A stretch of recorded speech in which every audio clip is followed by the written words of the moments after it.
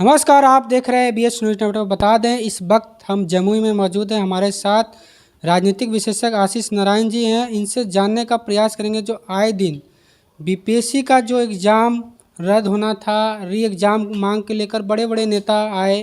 कांग्रेस के राहुल गांधी तक पहुंच गए, पप्पू यादव रैली निकाले और तमाम नेता बोले, लेकिन जो पक्ष में बैठे सुशासन का सरकार नीतीश कुमार कहे जाने वाले, नहीं री एग्जाम हुआ और बच्चा आज भी धरना स्थल पर बैठे हुए हैं, उनका कोई बात नहीं हो जाता। आखिरकार ये बिहार में जो लोकतंत्र, आज स्वतंत्र भारत में आज युवा पैदा हुआ, करोड़ों का वादा किया जाता है रोजगार के नाम पर।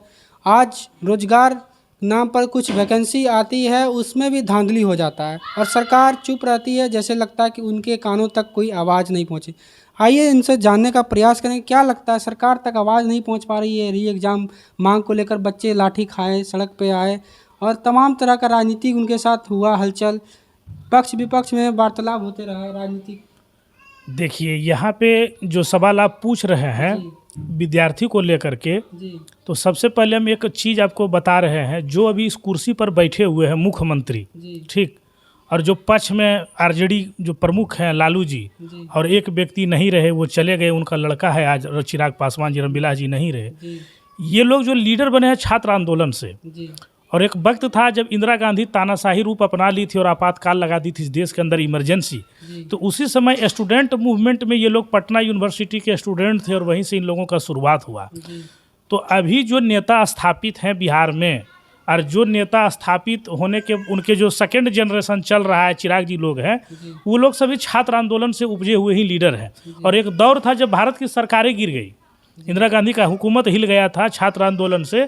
तो एक चीज़ आप सबसे पहले ये बात समझिएगा, आप जैसे छात्र को लेकर के स्पेशल ये सवाल पूछ रहे हैं, पूरे ऑल इंडिया में पहले स्टूडेंट मूवमेंट हुआ करता था जी और अब स्टूडेंट मूवमेंट नहीं होता है। जी अब जो मूवमेंट होता है, जब ये राजनीतिक में शामिल होकर के लोग पद पर आसीन हो गए और स्थापित नेता जब बन गए, तो इस बात को समझ लिए कि छात्र ही एक ऐसा माध्यम है जो निस्वार्थ भाव से लड़ता है किसी भी एजेंडा को लेकर के। उसके अंदर उस समय उस एज में छल कपट नहीं रहता है।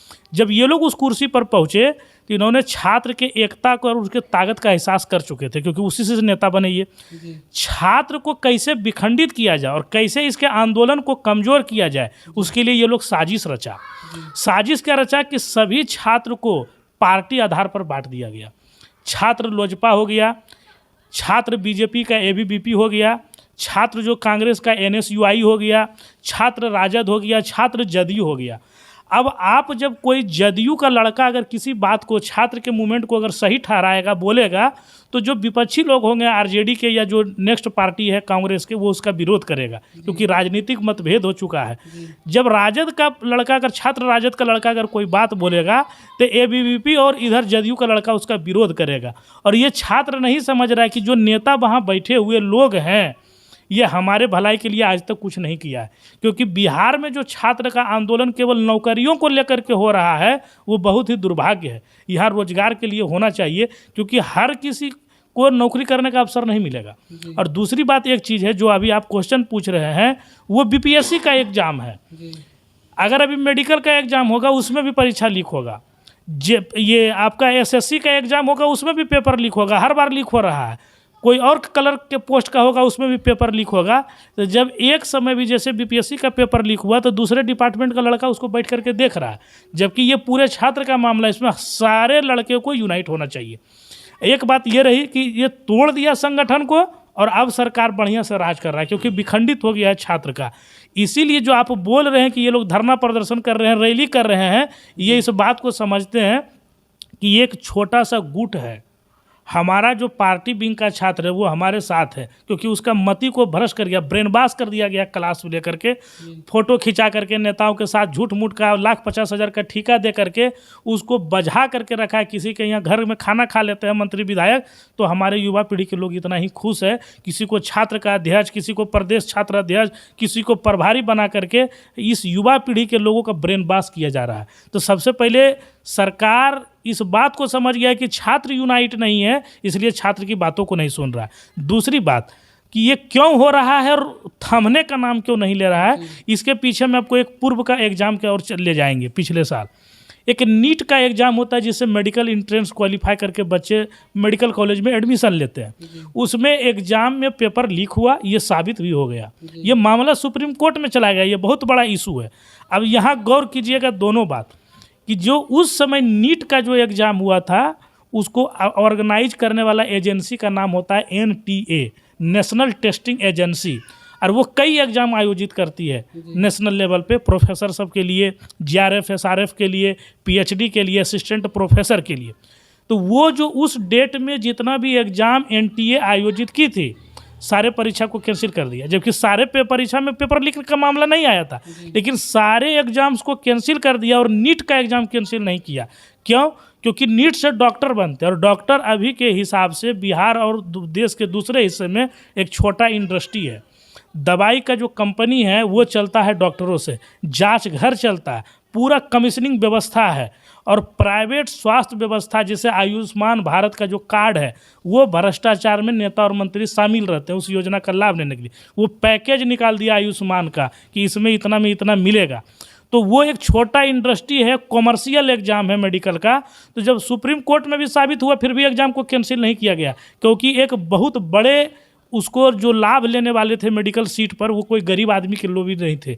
वो हो सकता है कोई मंत्री, सांसद, विधायक, IAS परिवार के लोग ही रहते जो डॉक्टर बनाते। सेम कंडीशन है BPSC को लेकर के। ये जो परीक्षा है ये राज्य के सेकंड क्लास ऑफिसर होते हैं जो इससे पैदा होंगे, BDO से लेकर के SDO और DSP तक जाते हैं इसमें BPSC में।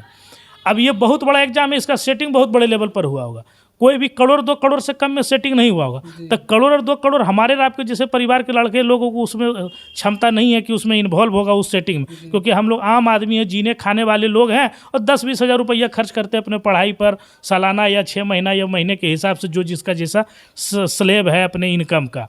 अब देखिए इतना बड़ा एग्जाम है, इसमें सारे लोगों का मिली भगत है, पक्ष वाले का, विपक्ष वाले का, सब लोगों का मिली भगत रहता है। वो राजनीतिक मीडिया स्टंट है कि हम आपके विरुद्ध खड़ा हैं, ये दिखाने के लिए देखिए हम आपके साथ हैं। लेकिन रियलिटी, अगर जो लोग साथ हैं इस बातों का प्रचार केवल पटना में नहीं करें, क्योंकि एक ही परीक्षा ये BPSC नहीं है, इसके बाद भी परीक्षा होने वाला है।